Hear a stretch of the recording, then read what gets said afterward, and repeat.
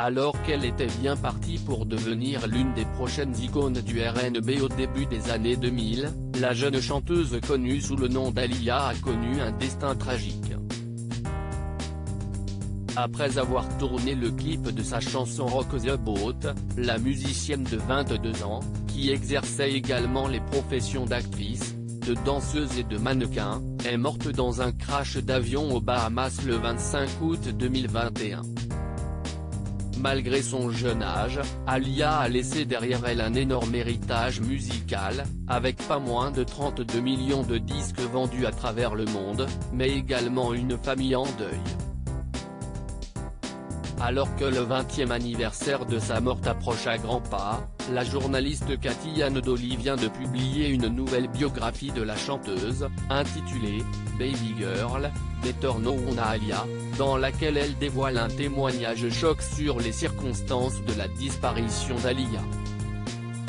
Dans cet ouvrage, un témoin des événements ayant précédé la mort de l'artiste révèle un fait nouveau d'une extrême importance. Aujourd'hui âgée de 33 ans, Kingsley Russell affirme que la musicienne refusait catégoriquement de monter dans l'avion qui a précipité la fin de son existence.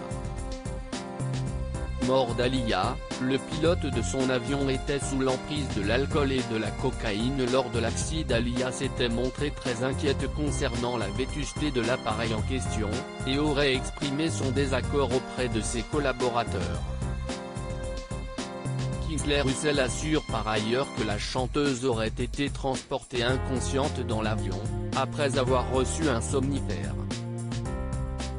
Il l'honnête sortie de la camionnette, elle ne savait même pas qu'elle montait à bord d'un avion. Elle est allée dans l'avion endormie, a affirmé le témoin de la scène.